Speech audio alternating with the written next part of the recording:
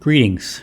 My name is Mike Levis, and I'm an instructor with the Mount Hood Ski Patrol Avalanche Program. The topic of this presentation is companion and group rescue. When we talk about companion and group rescue, we're really talking about two situations. Situation one is someone in our group gets caught in an avalanche. What are we going to do? Situation two is we encounter another group who's been caught in an avalanche, and we will attempt to assist in some way with the rescue. In both cases, we're limited to using only the resources we have on hand, either in our group or the group we're trying to assist. As you recall from previous modules, time is of the essence. In both of these scenarios, the avalanche victims will have a much better chance of survival if we can dig them out using the resources on scene. Waiting for additional resources to arrive usually means waiting hours, and the chance of a positive outcome is greatly reduced. Our objectives for this module are listed on this slide.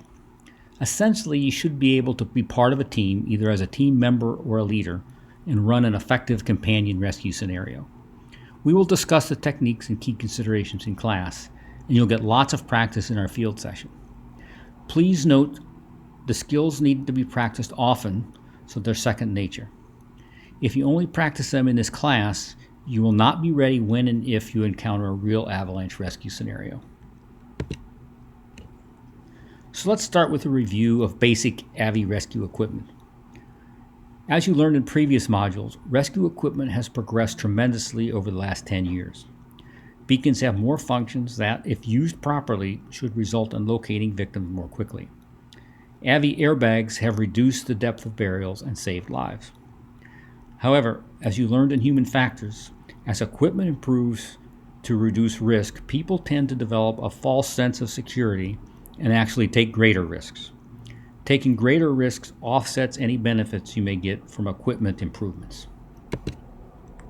The basic rescue equipment that should be carried by each member of your party are beacon, probe, and shovel. Full stop. No one should leave the parking lot without these. In addition, there should be at least 2 first aid kits in your group. 2 because one of them may get buried with a member of your party and you need to have a backup.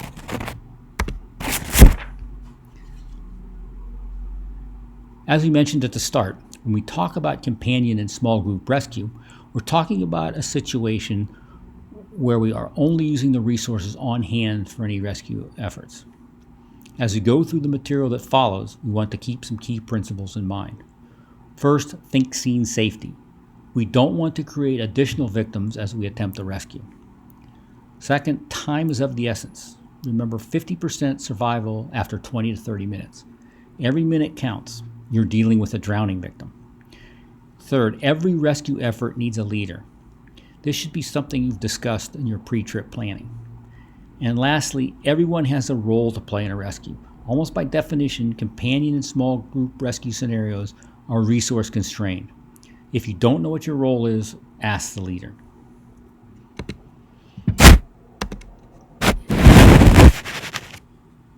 The graph on this slide, I think, captures the fundamental difference between companion and small group rescue and a larger organized rescue scenario. The companion rescue is much more resource limited, but the goal is to get the victim out in 15 minutes or less. The organized rescue scenario has many more resources: search and rescue teams, dogs, RICO transceivers, and so forth, but at the cost of time. It can take hours before organized rescue resources can get on scene. Too often this exercise is a body recovery and not a rescue. So let's go through the companion rescue process. As we mentioned earlier, it is critical that someone step up and lead the effort. The leader needs to stand back and take in the big picture and formulate a plan. The leader should quickly assess any remaining hazards. Is the scene safe? Rescue efforts should not proceed until it's safe to do so without endangering any members of the rescue party. Each member of the rescue team should immediately turn their transceiver to search mode or off. The leader should designate one safe area as an equipment cache zone. All backpacks, extra rescue gear, and so forth should be placed in the equipment area. It's very important not to contaminate the search area. A great amount of confusion can result when a piece of equipment, a glove for example, is found in the search area, and no one can say if it's a clue or it belongs to the rescuers.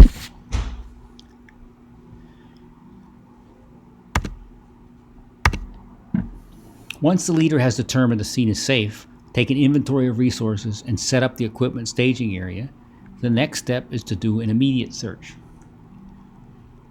The efficiency of the immediate search can determine if the victim survives or not.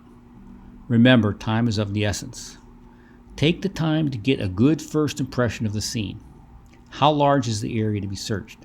Can any areas be ruled out? Are there any clues visible that should be probed? Depending on the size of the area to be searched, the leader should designate 1 or 2 rescue team members to begin a beacon search using the beacon search techniques we've discussed in previous modules. Be efficient, thorough, and methodical. Other team members should be assigned to probe the last seen area, more on this shortly, any clues or likely catchment areas. It's really important to identify a last seen area if possible. This will allow the search area to be reduced. If a last seen area is identified, mark it and probe around it. If you can identify a last seen area, can you project, based on the terrain and slide path, the path a victim may have followed? Based on this possible trajectory, are there possible catchment points that should be spot probed?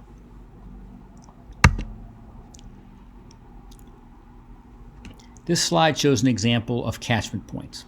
For example, a slide going over a bridge or a stand of trees that survive the slide are ideal catchment areas to check. Look for clues. Gloves, skis, and ski poles should all be spot probed. They may be attached to a victim. This again reinforces the importance of keeping the search area free of rescuer gear. Do not contaminate the search area. It's also a good idea to stop periodically and call out the victim's name and listen for a response. Note, other than this activity, everyone else should keep quiet.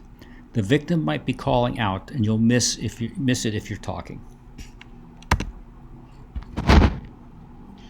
If the victims were not wearing beacons, and you have probed all likely catchment points and clues without success, you may have to resort to a probe line. Probe lines are very time-consuming and are usually an indication of a not-so-positive outcome. Probe lines should only be used when all other options have been exhausted and there are enough resources to actually make a probe line. Establish probe lines based on the last seen area and clues to minimize the amount of area to be probed. We'll talk more about probe lines in the organized rescue module. So let's consider the scenario where you and your group come across another group that's been caught in an avalanche. You offer to help. So what are some of the considerations with this scenario? There still needs to be a leader. If the other team has a search underway with a leader running the show, you can offer the resources of your team to help and accept the existing leadership. Or you can offer to take over the leadership role if you have more experience. Whatever you decide, make the decision quickly. Time is of the essence. In any event, you and your group should quickly assess scene safety. Can you help without endangering yourselves? Can you even get to the scene of the avalanche safely? You should not try and assist if it jeopardizes you or your team. If you take over as leader, there are some key questions you're going to want to ask the other party or witnesses to the event. What was the last seen area? How many victims are there? Were they wearing beacons? When did the accident occur? What kind of gear were the victims using? Skis versus snowboards, for example. Can the witness identify any of the gear in the slide path? Can the witness confirm that the clues belong to the victims? What is the level of training and experience of the remaining members of the other party? Can they assist in the search? Now we can implement the immediate search as we discussed previously. Make sure all members of the other party or witnesses have turned their beacons off. Mark the last seen area. Probe clues. Assign 1 or 2 people to do a beacon search. As you can see, the biggest difference between a companion search and a search for victims from another party is the amount of information you want to gather up front. You would have had all this info if it was a member of your own group that was buried. A big consideration is if and when to call for outside help. As the slide indicates, there are pros and cons to consider. Some of the reasons to delay sending for outside help are obviously the time until help arrives. But also sending for outside help will reduce your pool of resources available for immediate search efforts. Also, there is some risk to those going for help. Some reasons not to delay sending for help include that the search area is large and your resources are too few. The weather is turning bad, or night is coming and you're not prepared to spend the night out in the mountain. You've unburied the victim, but he or she has serious injuries that you're not equipped to handle. You've been searching for a while and have not been able to find the victim. If you're going to send someone to get help, they only need to go as far as necessary to communicate with emergency resources. If you have cell reception, you can call while you're conducting your immediate search without loss of on-hand resources. Unfortunately, this is not usually the case. So sending someone to get help means they may need to travel some distance until they have a cell signal and can get through. A personal locator beacon does not depend on access to the cell system, and newer models support two-way communications. Sat phones are ideal, but they're expensive and most groups will not have one. So practically, what makes sense when considering requesting outside help? The goal should be the timely activation of rescue services without sacrificing any on-site resources. So if you have a cell signal, initiating outside rescue while starting your immediate search would be reasonable. This would also hold true with a personal locator beacon with two-way communications. The call to outside resources could be canceled if not needed. Or you could delay activating outside resources until the victim is found and extricated. Resources requested would depend on the nature of the injury sustained by the victim.